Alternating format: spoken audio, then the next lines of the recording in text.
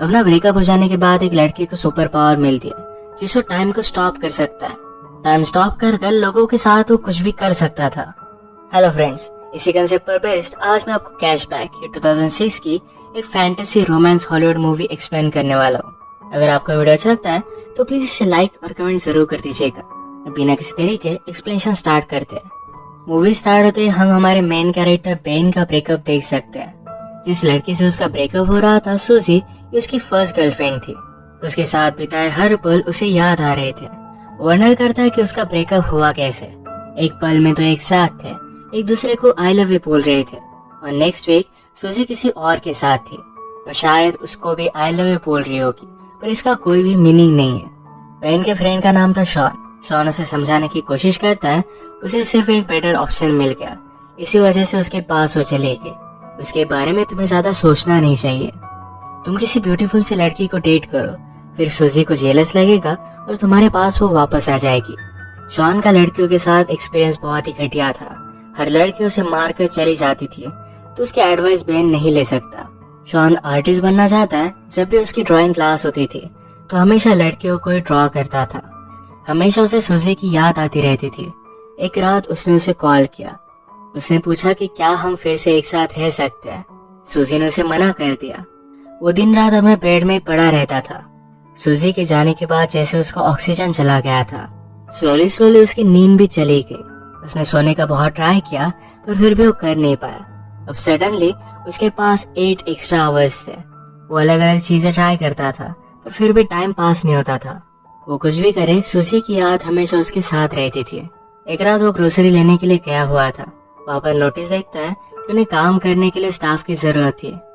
Ben को नींद नहीं आती, तो 8 एक्स्ट्रा घंटे बिताने के लिए यहाँ पर वो जॉब कर लेता है। वहाँ की जब मैनेजर को उसने देखा, तो मैनेजर पहले फुटबॉल का प्लेयर हुआ करता था, अब यहाँ का मैनेजर है। ये देखकर बेन रियलाइज करता है कि लाइफ इसी तरीके से बहुत फास्ट गुजर जाएगी, पर इसके लिए वो कुछ कर भी नहीं सकता। बेन के साथ एक लड़की काम करती थी, उसका नाम था शैरन। बेन ने नोटिस किया कि उसका मैनेजर शैरन के साथ बहुत ही अजीब तरीके से पेश आता है। शैरन को ये बात अनकंफर्टेबल लगती है। अपना जॉब करते हुए बेन ने हमसे कहा कि यहाँ सुपरमार्केट में टाइम बहुत ही स्लोली जाता है। इसको जरा फास्ट करने के लिए हम एम्प्लॉयज अलग अलग चीजें करते हैं। हर एक की अलग अलग मेथड है। जैसे शैरन कभी भी टाइम नहीं देखती, जब वो बॉस देखती है तो टाइम बहुत ही स्लो गुजरता है। इस वजह से हमेशा उसे कवर अप करके रखती है। यहाँ काम करने वाले उसके और 2 फ्रेंड्स हैं, पैरी और मैट। ये हमेशा एक दूसरे के साथ गेम्स खेलते रहते हैं। कभी ये शॉपिंग मॉल में रेस लगाते हैं, तो कभी लड़कियों के सामान में कुछ अलग सी चीजें रख देते हैं। इसी तरीके से हर कोई टाइम पास करता था। पर बेन ने कहा मेरा तरीका कुछ अलग ही है। जब उसका ब्रेकअप हुआ तो उसके लिए टाइम गुजारना बहुत ही हार्ड था, तो एक सुपर पावर उसमें आ गई। ये सुपर पावर थी टाइम को स्टॉप कर पाने की। वो अपनी पावर से सबको स्टॉप कर देता और सारी चीजें घूमने लग जाता। सुपरमार्केट की सारी ब्यूटीफुल लड़कियों को नोटिस करता था। उसे लगता है कि लड़कियों में अलग सी पावर होती है। वो जब छोटा था तो एक फॉरेन स्टूडेंट उनके घर में रहने के लिए आई हुई थी। वो बहुत ही ब्यूटीफुल थी। वो हमेशा उसे देखता रहता था।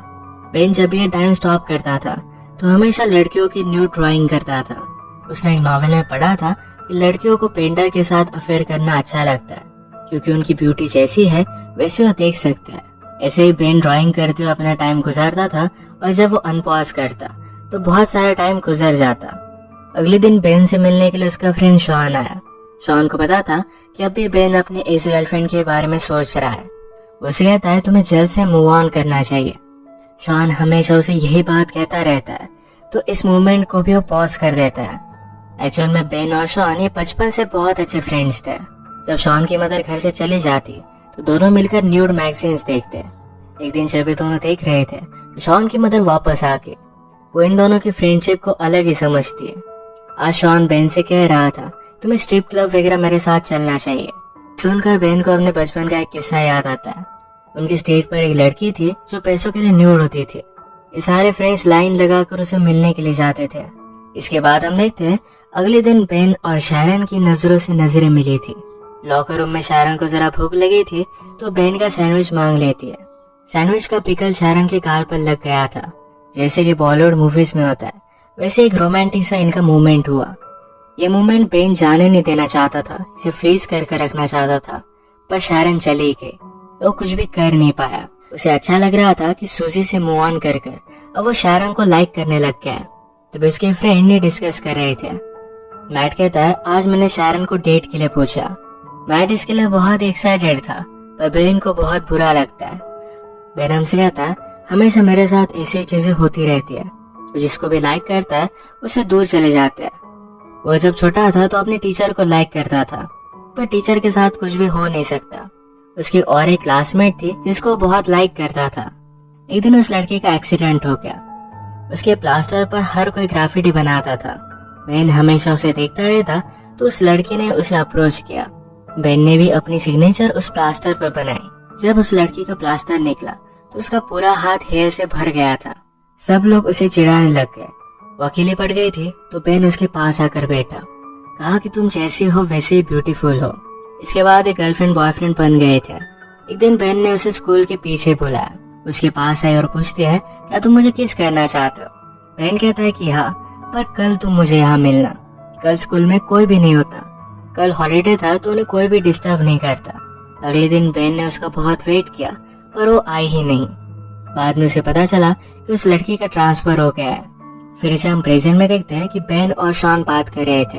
बेन ने शायरन के बारे में शॉन को बताया, पर वो ये भी कहता है मैट और शायरन आज मूवी देखने के लिए जाने वाले हैं। शॉन ने कहा कि वो सिर्फ एज अ फ्रेंड्स मूवी देखने के लिए जा रहे होंगे, उनके बीच में कुछ है ऐसा कंपल्सरी नहीं। पर जब नेक्स्ट डे बेन काम पर जाता है तो मैट अपने फ्रेंड से शायरन के बारे में बात कर रहा था। वो बता रहा था कि वो और शायरन कल रात इंटीमेट हुए। बेन का दिल टूट जाता है। इसी मोमेंट पर उनके मैनेजर उनके पास आए। कहते हैं, मेरे एक ओल्ड फ्रेंड के साथ मैंने बेट लगाई थी। उसकी टीम के साथ हम सबको मिलकर फुटबॉल खेलना है। इस फुटबॉल मैच पर मैट को सपोर्ट करने के लिए शायरन भी आई हुई थी। इनमें से किसी को भी फुटबॉल खेलना आता नहीं था, तो बहुत ही बुरी तरीके से हार रहे थे। ऑपोजिट टीम के 26 गोल हो गए थे, उनके 0 ही थे। बेन को बोर होने लग जाता है, तो टाइम को फिर से उसने स्टॉप कर दिया। बेन हमसे कहता है, मुझे हमेशा यहाँ पर बहुत ही ज्यादा सेफ लगता है, कोई भी उसे डिस्टर्ब नहीं कर सकता। वो कैफेटेरिया में गया तो अचानक से उसे कुछ आवाज आई। वो आसपास देखने लग जाता है। एक आदमी अनफ्रीज होकर वहां से भाग गया। बेन सिर्फ अकेला नहीं है जो टाइम स्टॉप कर घूम फिर सकता है। घूम फिर कर बेन फिर से मैच में वापस आया। इनका लास्ट गोल था, तो मैट ने जोर से फुटबॉल को किक किया तो मैनेजर की नाक को तोड़ देता है। उसे हॉस्पिटल लेकर गया। बेन को कहकर जाता है कि शायरन को घर छोड़ देना। बेन और शायरन फिर कॉफी खिलाए। बेन शायरन से पूछता है, क्या तुम और मैट डेट कर रहे हो? शायरन ने कहा कि ऐसा कुछ भी नहीं है, हम सिर्फ एज अ फ्रेंड से मूवी देखने के लिए गए हुए थे। बेन को ये बात सुनकर अच्छा लगा। शायरन का एक बॉयफ्रेंड था, उसे ब्रेकअप किए हुए उसे 6 महीने गुजर चुके हैं। बेन भी अपने ब्रेकअप के बारे में उसे बताता है। एक दूसरे को और भी जान लेते हैं। शायरन ने कहा कि नाइट में मैं स्पेनिश सीखती हूँ, उसे अलग अलग प्लेसेस घूमना है, वहाँ के लोगों के बारे में जान लेना है।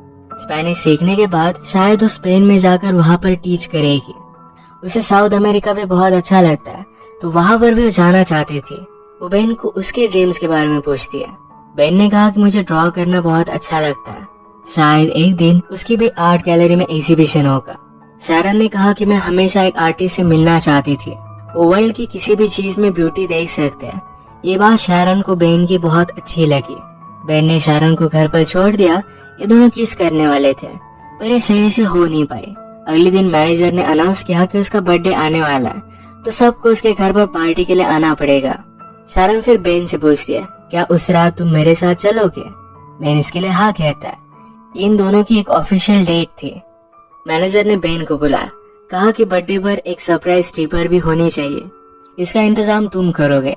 बेन को पता नहीं था कि वो कैसे करेगा, पर वो शॉन की हेल्प लेता है। शॉन को इन सब चीजों के बारे में बहुत ही अच्छी नॉलेज होती है, तो उसे एक पब में वो लेकर गया। वो एक लड़की से बात करता है, पर उस लड़की ने कहा कि मैं उस रात बहुत ही बिजी हूँ, मेरे एक फ्रेंड को वहाँ पर मैं भेज दूंगी। कल रात के बाद बेन को हर जगह पर शायरन ही दिख रही थी। वो टाइम को स्टॉप कर हमेशा उसे ही ड्रॉ करता। ऐसे ही कुछ दिन बीत गए और कल मैनेजर का बर्थडे था। तो शायरन बेन से पूछती है, क्या तुम अब भी मेरे साथ डेट पर चलना चाहते हो? बेन कहता है कि ऑफकोर्स चलना चाहता हूँ। जाते वक्त शायरन बेन को प्रॉपरली किस कर गई। इतने दिन तक बेन को नींद नहीं आई थी, पर आज रात वो बहुत सोया। उठने के बाद उसे एक आर्ट गैलरी से कॉल आता है। बेन के पिक्चर्स उन्हें बहुत अच्छे लगे थे और उसे मिलने के लिए बुलाया हुआ था। बेन इसके लिए बहुत ही एक्साइटेड हो जाता है, पर सिर्फ उसके फ्रेंड मैट और बैरी उसका मजा ले रहे थे। रात में बहुत ही अच्छे से रेडी होकर वो शायरन के पास पहुंचा। वो शायरन को अपने आर्ट की गुड न्यूज बता देता है। उसे भी बहुत अच्छा लगता है। ये दोनों फिर पार्टी में आए, पर बेन यहाँ पर सुजी को देखता है। पार्टी में इन्होंने ऑर्डर की हुई स्ट्रिपर भी आई हुई थी। ये वही स्ट्रिपर थी जो शॉन और बेन बचपन में देखने के लिए जाया करते थे। शॉन मौके का फायदा उठाकर उसे डेट के लिए पूछ लेता है।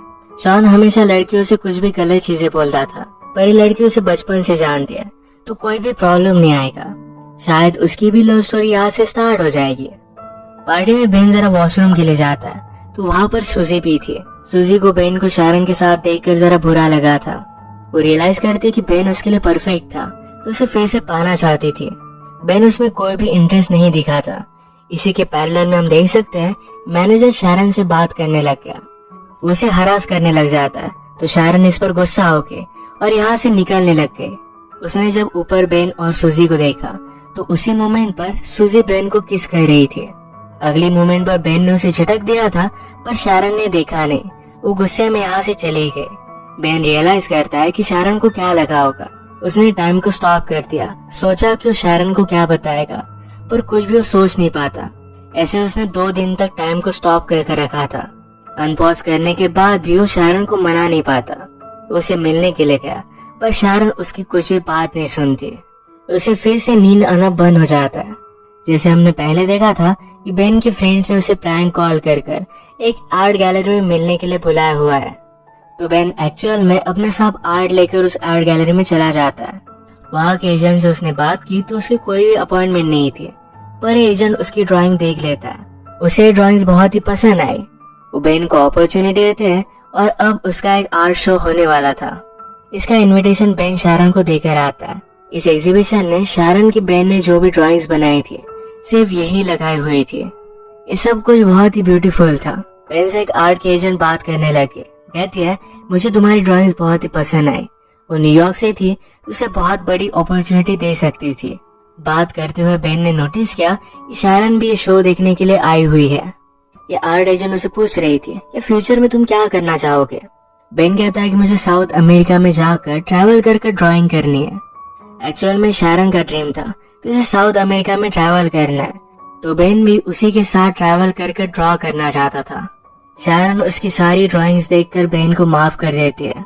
बेन फिर से उसे सॉरी कहता है, पर शायरन ने कहा कि पेंटिंग्स देखकर मैं सब कुछ समझ गई हूँ। बेन ने पूछा कि क्या तुम मुझ पर ट्रस्ट करती हो। शायरन ने कहा कि हाँ करती हूँ। शायरन को उसने आंख बंद करने के लिए कहा। वो उसे किस करता है और उसी मोमेंट पर उसने टाइम को स्टॉप कर दिया। अब जब टाइम स्टॉप हो गया था, तो बेन के साथ शायरन भी आसपास घूम सकती थी। बाहर स्नो गिर रहा था, तो शायरन को बेन बाहर लेकर आया। इसी में वो किस करते हैं और इसी के साथ इनकी लव स्टोरी स्टार्ट हुई। बेन हमसे कहता है, लाइफ में बहुत सारे मोमेंट्स होते हैं जो ऐसे ही चले जाते हैं, पर अगर आपको लाइफ की ब्यूटी को अप्रिशिएट करना है, किसी के पैर में पड़ना है, तो एक बार जरा रुक जाओ, इस मोमेंट को अप्रिशिएट करो, कभी भी उन्हें जाने मत दो। इसे एक ब्यूटीफुल मैसेज के साथ ही मूवी एंड हो जाती है। अगर आपको वीडियो अच्छा लगा तो प्लीज इसे लाइक कर दीजिएगा। बहुत सारी मूवीज लेकर आते रहता हूँ, तो प्लीज इस चैनल को सब्सक्राइब कर दीजिए और बेल नोटिफिकेशन आइकॉन दबाना मत भूलिएगा। हम फिर से मिलेंगे और एक नई मूवी के साथ। तब तक के लिए थैंक यू और आप अपने आप का ख्याल रखिए।